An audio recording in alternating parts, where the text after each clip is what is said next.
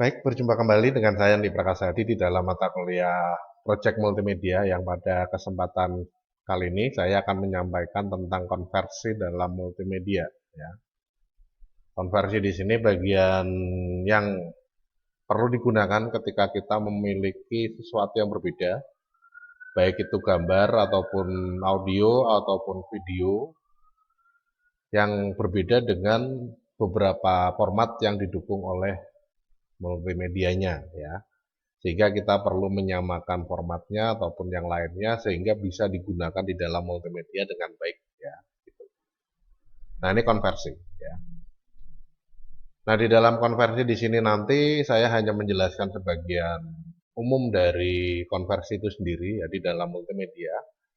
Jadi jenisnya, kemudian softwarenya ya, online atau offline, nah itu ada di dalam penjelasan pada kesempatan kali ini. Ya. Baik, langsung saja kita lanjutkan pembahasannya. Selamat mengikuti untuk pembahasan tentang konversi.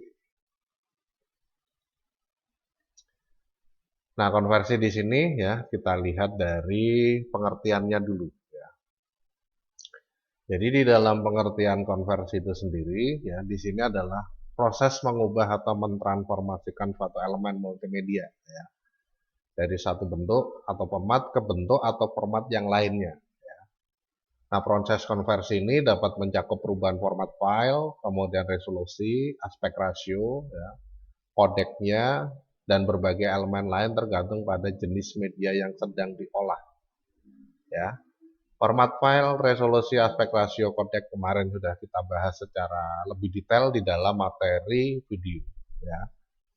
Nah, kalau kita memiliki beberapa format video yang berbeda yang akan digunakan di dalam multimedia interaktif ya atau project multimedia, di sini nanti perlu adanya penyamaan konsepnya, penyamaan formatnya, resolusi, aspek rasio dan kodek ataupun yang lain lah, sehingga nanti bisa sesuai dengan yang diperlukan. Ya. Intinya, ketika kita memproduksi satu project multimedia, bahan-bahan yang kita miliki ini harus bisa dijalankan atau digunakan di dalam projectnya. Ya, intinya itu saja. Kalau nggak bisa gimana ya? Bagaimana caranya? Salah satunya itu dengan cara mengkonversi. Ya.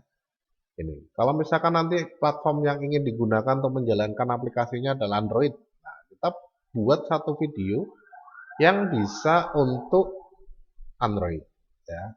Video apa saja sih? Nah itu nanti cara mengubahnya gimana? Nah salah satunya dengan konversi. Ya. Jadi intinya konversi itu mengubah dari bentuk awal, format awal ke bentuk baru atau format baru. Ya. Nah, jenis konversi ya, konversi di sini ada dua jenis. Yang pertama yaitu ada lossy. Lossy sesuai dengan namanya banyak kehilangan informasi atau banyak kehilangan data. Ya. Nah, lossy ini biasanya nanti mengurangi beberapa data yang tidak diinginkan. Ya. Contohnya misalkan di sini saya punya gambar. Ya, gambar di situ pasti komponennya ada warna gelap terang. Ya. Nah, dari beberapa gambar yang saya sandingkan, ya, yang saya tumpuk di dalam satu project, misalkan saja Photoshop. Karena di Photoshop itu kan bentuknya layer-layer ya. Nah, saya tumpuk di Photoshop layer-layernya, nanti bisa dicampur antara banyak layer tersebut ya, atau banyak gambar tersebut. Sehingga nanti dia akan menghilangkan beberapa yang tidak perlu. Ya.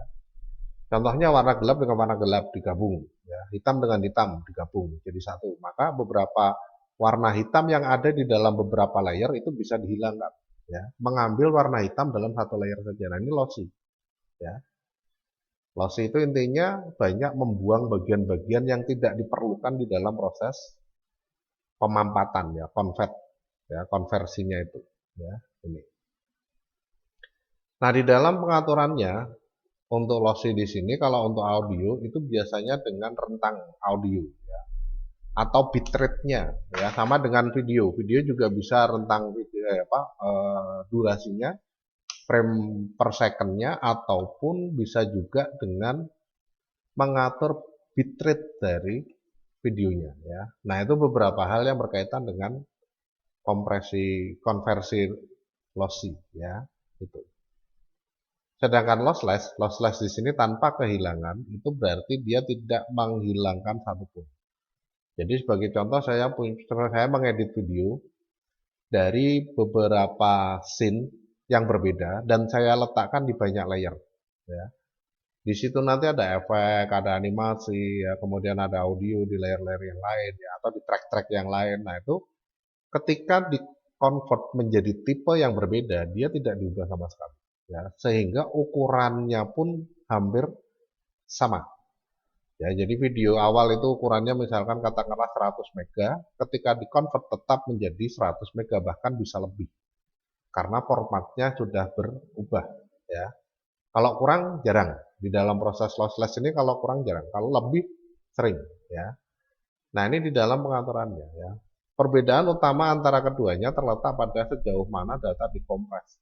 Ya. Dikompres itu dipadat ya, dimampatkan. Sejauh mana data itu dimanfaatkan dan apakah ada kehilangan informasi dalam proses konversi. Nah ini lossy dan lossless. Ya, jadi intinya kalau lossless itu tidak menghilangkan satu pengaturan pun. Meskipun banyak warna hitamnya di banyak layar video, itu nggak dijadikan satu, nggak di blending.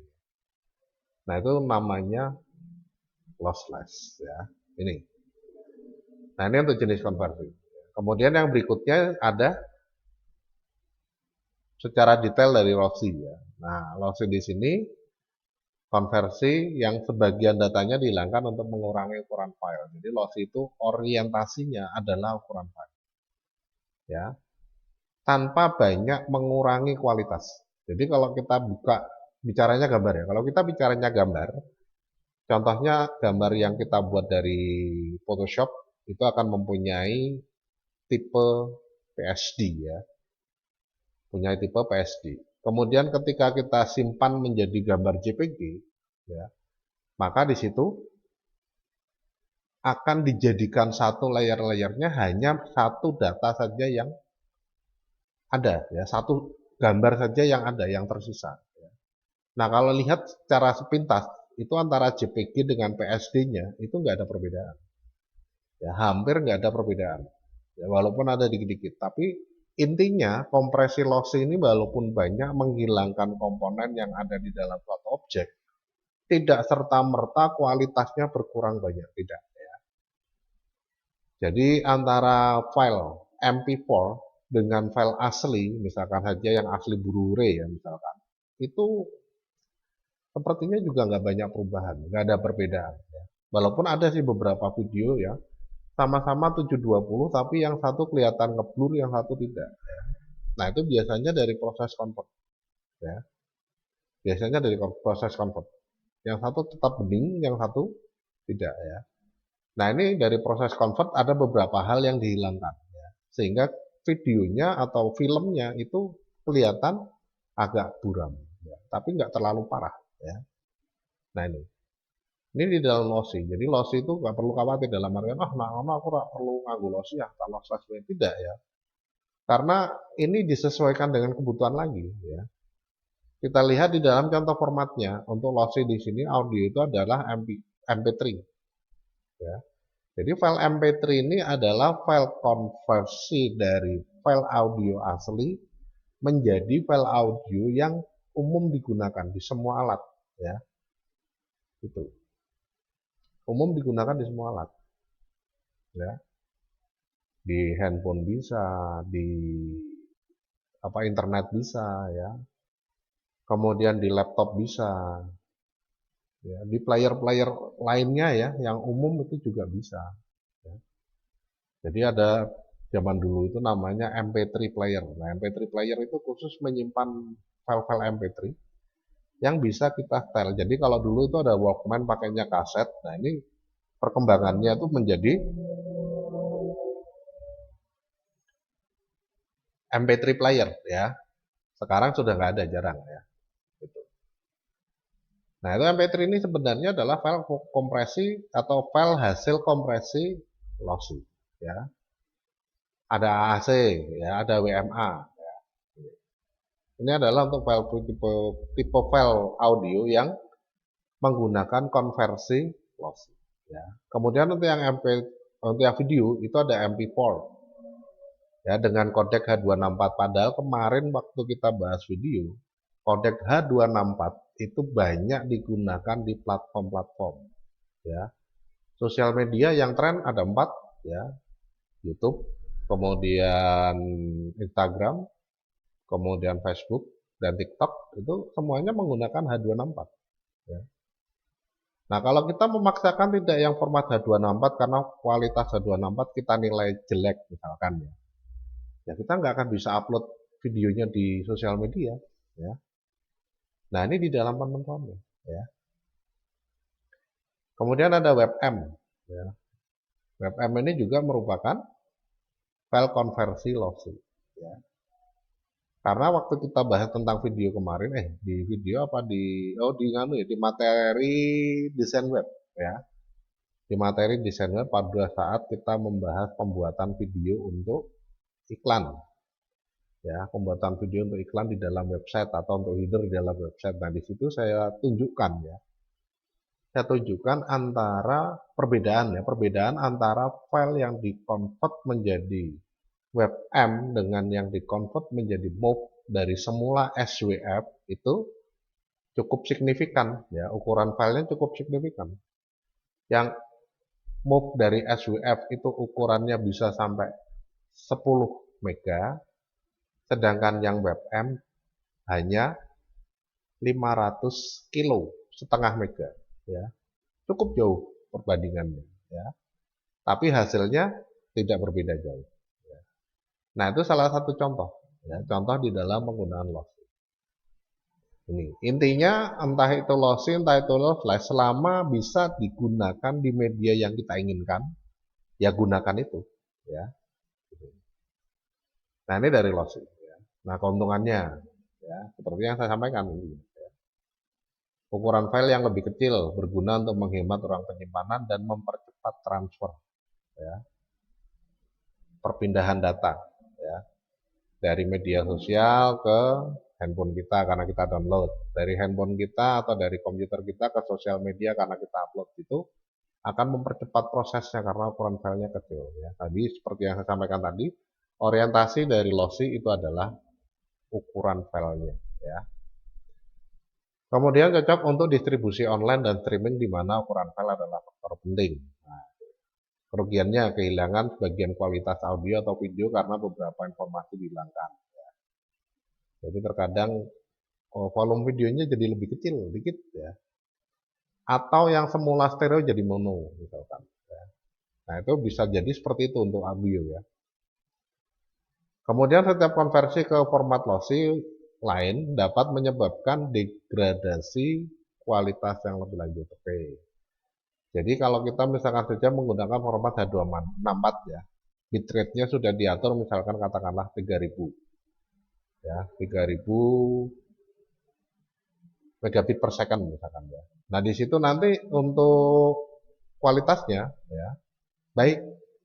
Kemudian kita format atau kita konversi lagi video yang sama ke tipe yang berbeda. Misalkan saja WebM, ya, WebM atau ke FLV sama-sama H264. Nah, di situ nanti bisa jadi hasilnya nggak sama, ya. Hasilnya nggak sama. Jadi sama-sama lossy antara H264, kemudian antara Vorbis, V9 dan lain sebagainya, itu bisa jadi menghasilkan data atau menghasilkan file audio atau video yang berbeda, ya. Sehingga perlu kita lihat, ya, kebutuhannya. Itu. Nah, ini di dalam pengaturan. Contohnya kemarin di mata kuliah ini juga, ya. Waktu saya menjelaskan tentang produksi, di situ ada video yang saya masukkan ke project multimedia untuk Android, ya. Nah, karena saya memasukkannya itu dengan embed, menempelkan videonya ke animate, ya. Maka video yang saya punya itu akan di-convert sesuai dengan yang disupport oleh animate, ya. Sehingga hasilnya kelihatan agak pecah, ya. Tidak seperti aslinya, ya. Aslinya bagus padahal, ya. Nah, ini karena berbeda format walaupun itu sama-sama lossy, ya. Ini. Nah, kemudian yang berikutnya adalah lossless, ya. Nah, konversi lossless ini tidak ada kehilangan data. Intinya seperti yang saya sampaikan ini, kebalikannya dari lossy lah ya. Ukurannya jelas besar, karena kita mengejar kualitas kalau lossless ya. Kalau lossless itu untuk mengejar kualitas, kalau lossy untuk mengejar ukurannya ya. Itu. Ukurannya biar kecil, kalau lossless kualitasnya biar bagus ya. Nah, contoh dari format lossless di sini untuk audio ada FLAC, ada ALAC ya, Apple Lossless. ALAC. Apple Lossless Audio Convert ya. Itu. Kemudian ada WAV. Nah, file asli dari audio itu adalah WAV. Jadi kalau kita merekam di banyak media, entah itu di camcorder ataupun di yang lain, itu biasanya formatnya WAV ya. Kemudian kalau video itu ada FV1 dan ada HAVUP ya.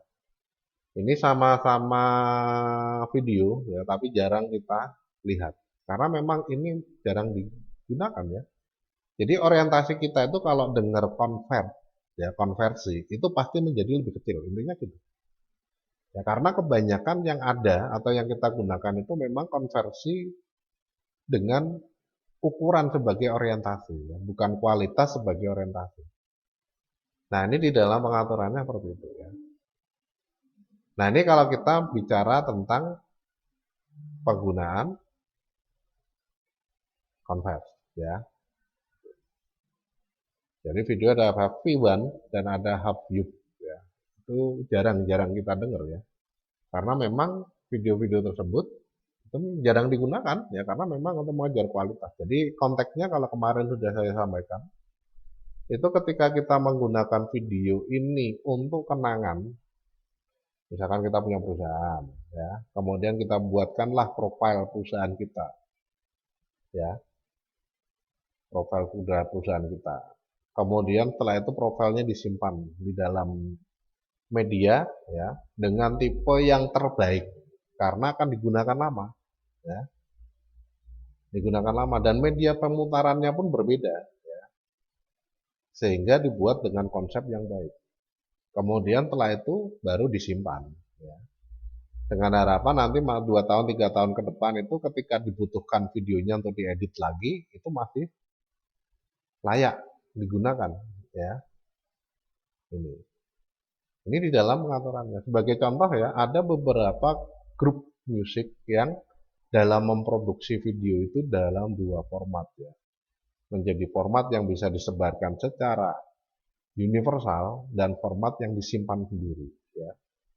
Nah, yang disimpan sendiri itu biasanya dengan konsep yang terbaik ya. Dengan pengaturan yang terbaik. Nah, ini lossless ya. Sehingga jarang kita lihat. Tipe-tipe ini jarang kita dengar lah ya. Kita lihat jarang. Paling audio WAV ya. Gitu. Nah, ini di dalam tipe lossless ya. Jadi kalau untuk kebutuhan umum cepat penyebarannya dan lain-lain ya lossy. Kalau misalkan untuk kebutuhan kenangan atau disimpan ya, untuk kebutuhan yang lain meningkatkan brand image, jadi kita berikan ke perusahaan-perusahaan yang mungkin bisa menjadi partner. Nah, ini kita format dengan yang sebaik-baiknya ya. Gitu. Nah, ini dari konversi lossless ya. Keuntungannya jelas ya, kualitas audio video sama. Cocok untuk situasi di mana kualitas adalah faktor utama dan ukuran file tidak menjadi perhatian utama. Nah, ini ya, seperti yang saya sampaikan tadi. Kerugiannya file mungkin lebih besar dibandingkan dengan format lossy karena tidak ada penghilangan data. Nah, ini. Ya. Ini di dalam pengaturan. Jadi kalau misalkan saja kita mau mengkonvert, kita lihat dulu kebutuhannya apa sih.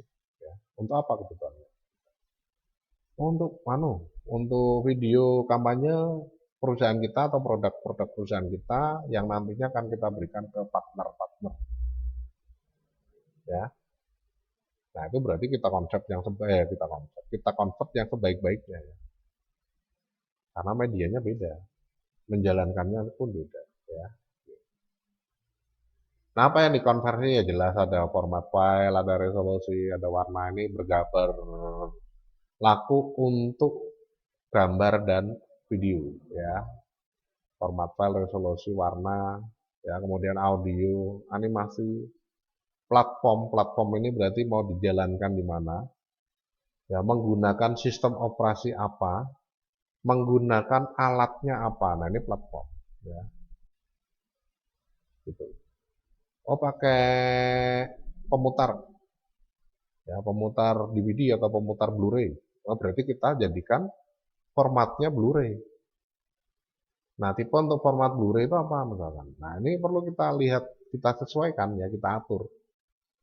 Ya, kemudian ada tipe medianya, ya, kemudian ada interaktivitasnya, ya, gitu. Jadi kalau kita menjalankan aplikasi multimedia berbasis Android atau berbasis PC, ya, atau yang dijalankan di PC, itu bisa kita klik klik klik klik klik klik. Nah, kalau aplikasi Android-nya itu mau dijalankan di dalam video player, gimana nih anti interaktivitasnya? Nah, itu perlu dipertimbangkan, ya. Oh, berarti di konsep seperti DVD aja. DVD ada menunya kan itu, ya. Nah, dari menunya nanti bisa kita tentukan, ya. Nah, ini contohnya, ya, untuk hal-hal yang dikonversi. Ya, bisa dilihat-lihat lagi lah video-video sebelumnya, ya, di situ ada. Nah, kemudian untuk software konversi, ya, ini yang offline, ya, offline. Ada Handbrake, ada FreeMake Video Converter, Any Video Converter, ya, Format Factory, Xmedia Record, dan Wondershare Uni Converter, ya. Yang sebagian besar gratis, ya, Handbrake, FreeMake Video Converter, ya, Any Video Converter, kemudian Format Factory, Xmedia Record itu gratis. Sedangkan Wondershare Uni Converter itu berbayar, ya, tapi Wondershare Uni Converter itu lebih cepat dalam mengkonvert video, ya, karena bayar, ya. Yang gratis-gratis ini agak lama, ya. Yang saya rasakan itu adalah ini, ya, Format Factory. Format Factory ini cukup lumayan, ya. Cukup lumayan cepat, pilihan tipenya banyak, ya. Pilihan format filenya banyak, ada gambar, ada video, ada audio, ya. Bisa dikonvert semua, ya. Dokumen kelihatannya juga ada, ya, format factory. Dari PDF ke doc mungkin, ya. Itu dilihat aja, ya. Nah, ini format factory, gratis, ya. Ini video converter juga pernah menggunakan, ya. Ini. Kemudian kalau dibandingkan dengan format factory, ya hampir sama lah, ya. Hampir sama, karena yang penting bagi saya itu adalah kecepatan, ya. Kecepatan convert, ya. Gitu. Kalau untuk fitur-fiturnya hampir sama lah, ya. Pengaturannya itu juga banyak, ya. Kemudian yang kemarin kita coba lihat, ya, di situ ada Isis, ya. Isis software converter itu juga cukup lumayan, ya. Pilihannya banyak, kerjanya ringan, prosesnya cepat, ya. Nah, itu bisa sebagai alternatif, ya. Kalau kita pengen menggunakan software untuk mengkonversi, ya. Ini. Nah, ini di dalam penentuannya, ya. Kalau misalkan pengen pakai, ya silahkan. Kalau saya format factory kalau pengen yang gratis, ya. Ini video converter juga oke. Atau Isis itu berbayar, ya. Isis software converter itu berbayar. Jadi kalau kita mau pakai Isis itu harus beli softwarenya, ya. Nanti dapat license, ya. Kemudian dapat serial number, baru kita bisa instalasi dan memasukkan itu semua, ya. Tapi bisa Anda lihat, ya, prosesnya enak, ya. Isis, ya. Nah, ini untuk software, ya. Software converter. Nah, selain kita bisa mengkonvert dari software, kita juga bisa mengkonvert dari website, ya. Nah, ini untuk situs konversi secara online, ya. Di situ ada online convert, kemudian ada cloud convert, ya. Kemudian ada Convertio, ada Zamgar, ya. Nah, online convert, ya, ini mendukung berbagai format termasuk audio, video, gambar, dan dokumen. Bisa semua berarti, ya. Dokumen bisa diubah, gambar bisa diubah, video bisa diubah, audio bisa diubah, ya. Cukup lengkap berarti, ya. Websitenya ada di www.onlineconvert.com. Namanya sama dengan ini, ya, websitenya. Kemudian ada cloud convert, ya. Cloud convert di sini kelebihannya integrasi dengan penyimpanan cloud, Google Drive atau Dropbox. Jadi dia bisa disimpan langsung ke Drive. Bisa disimpan langsung ke Dropbox untuk proses convert-nya, hasilnya ya. Mendukung banyak format dan memberikan opsi konfigurasi yang baik.